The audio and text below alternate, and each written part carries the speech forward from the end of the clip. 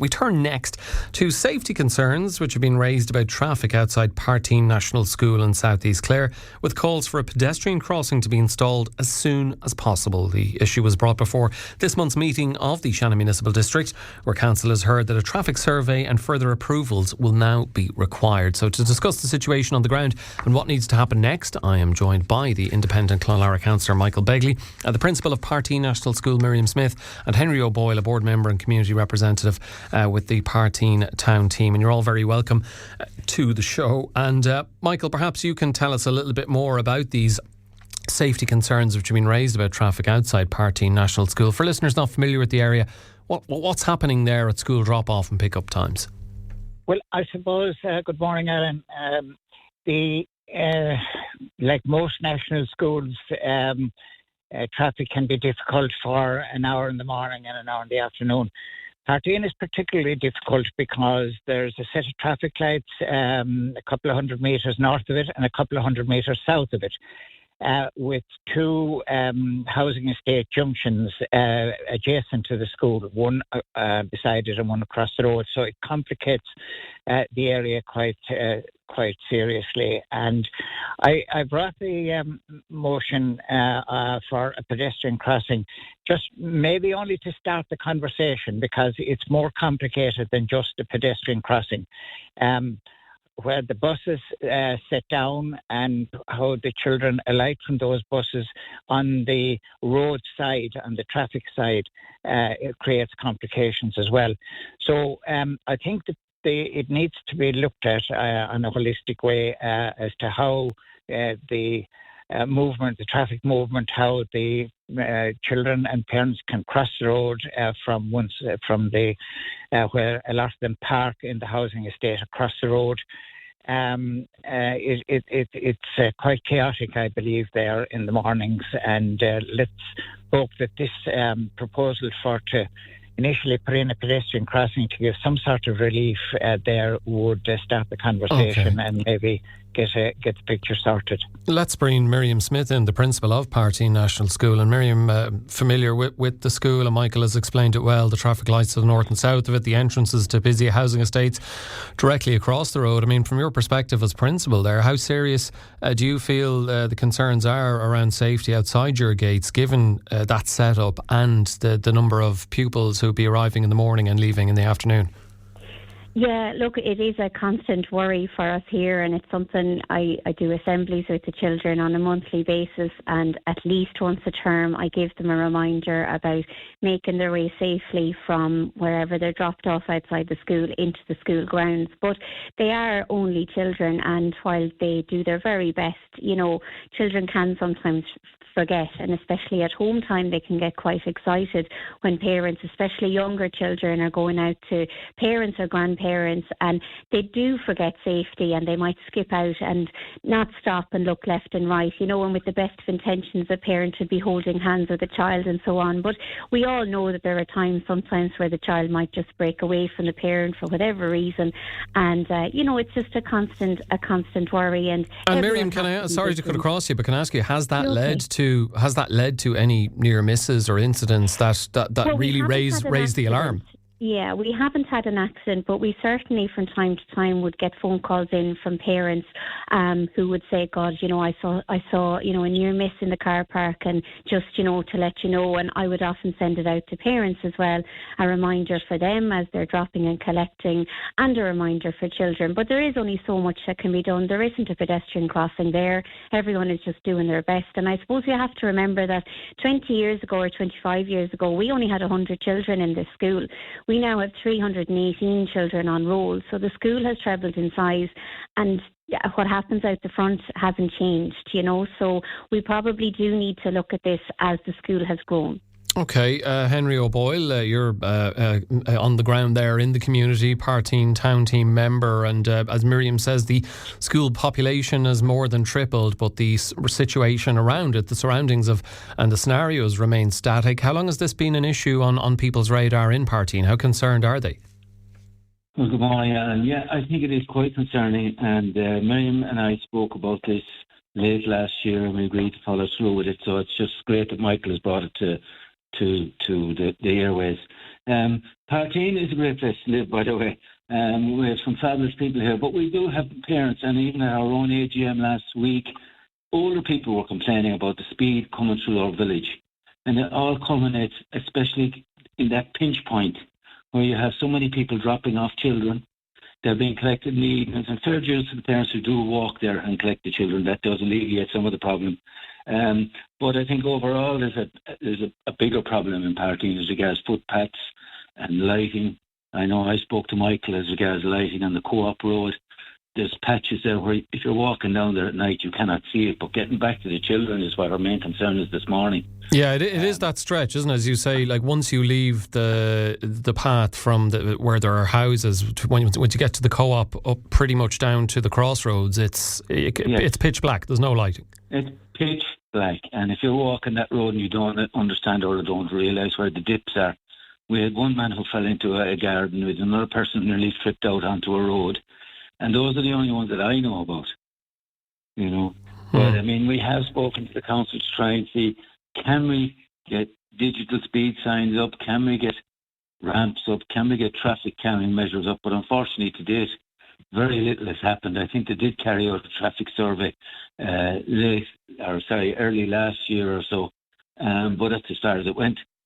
And it's not that we're going to be giving out about it, because we get on very well with Shannon Municipal, and our three councillors are very strong in the area, both giving us support at council level and financially.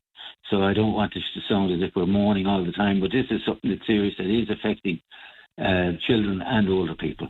And I do wonder, just to go back to you, Miriam, that when we talk about schools, and particularly the situation you've described there, Parteen National School, where there's 318 pupils going there now, which will mean could lead to more cars.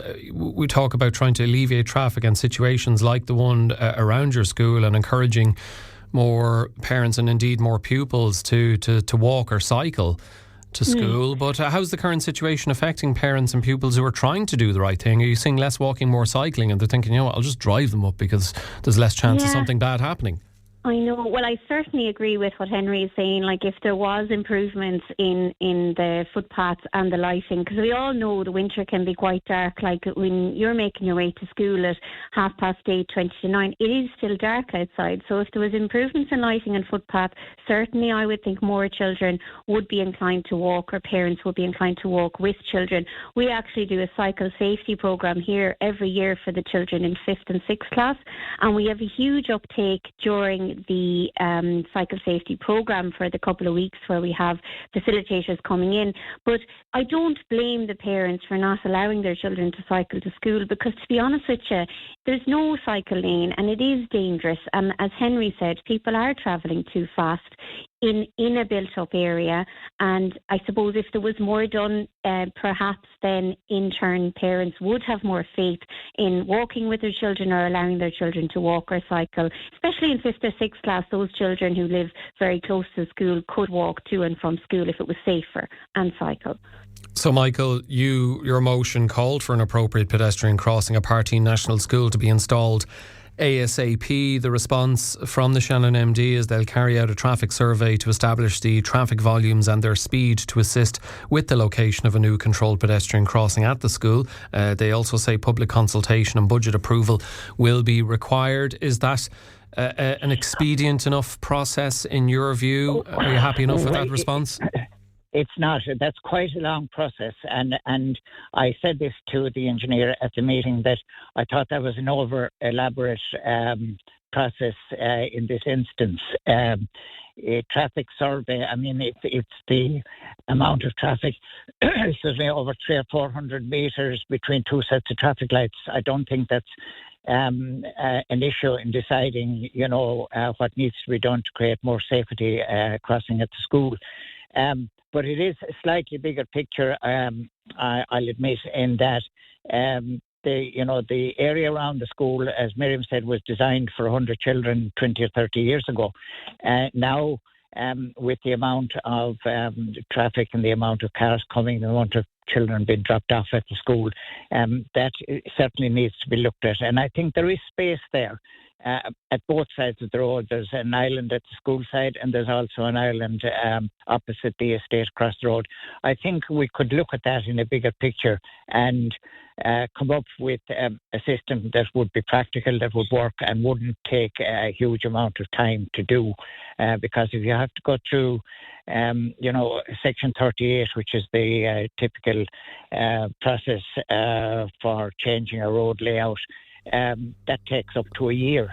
And that really, Miriam, is, I would imagine, for you as a responsible principal and for all the parents of the children going to your school who feel this is a serious enough issue as it is, waiting at least a year is far from ideal. I mean, like the traffic survey, as Michael says, do you think that's really necessary, or is the danger already pretty obvious?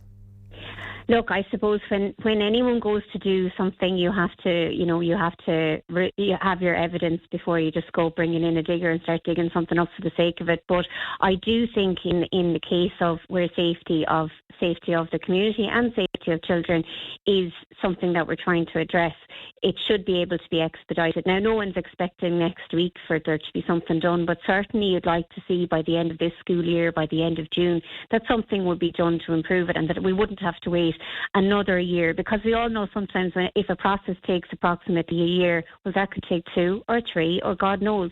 So certainly I think if it's to improve safety in and around the school, there should be some way to expedite it.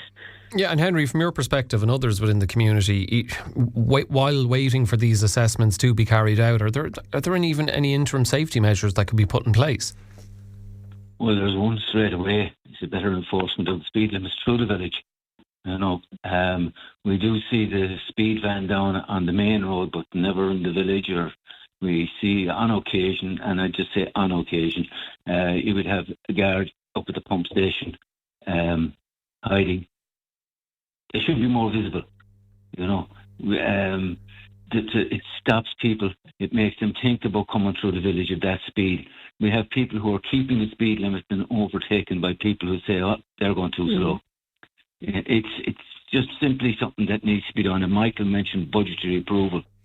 This can't wait for budgetary approval for years. This has to happen very shortly. I'm afraid there is going to be a serious accident there. We have had last year where a motorbike ended up under a car. These things are happening. Unfortunately, they're not getting the press that they really need. But I have been going on about this. And as I say, I'm not here to bang on and knock our council, because we did try for years get lights on the Kilquan Road, and they have fabulous lights down the Kilquan Road. So things do happen. But unfortunately, my point is they're happening too slow. Yeah, final word to you on this, Michael. I mean, as Miriam rightly says, look, you can't be just sending diggers in without evidence-based reasons to do what needs to be done. But at the same time, it feels like there's too many hoops that have to be jumped through here when it's pretty obvious what needs to be done. And Henry expressing, I'm sure, the view of many parents who have children going to Parteen National School. What would you say to families who might be worried that this is just one of those typical examples in Ireland that's going to take years rather than months? Well, I would like to try and assure people that it's not going to take years. My next move will be to get the engineer and the road design technician to come out on the ground and look at the area, see what can be done, and it can be done relatively quickly, in my view, to improve that area and get a pedestrian crossing included in the works. I know there are processes, as I say, that take a long time, but I think that without risking any protocol, I think this can be corrected in a relatively short term without having to extend it to all the protocols that can be introduced when a project like this is being put through official bodies. Well, I'm sure many in the community in Parteen will be hoping that is very much the case. My thanks to all three of you for being with me on Monday's Morning Focus. The independent Clare councillor Michael Begley there, principal of Parteen National School Miriam Smyth, and the community member and member of Parteen Town Team Henry O'Boyle.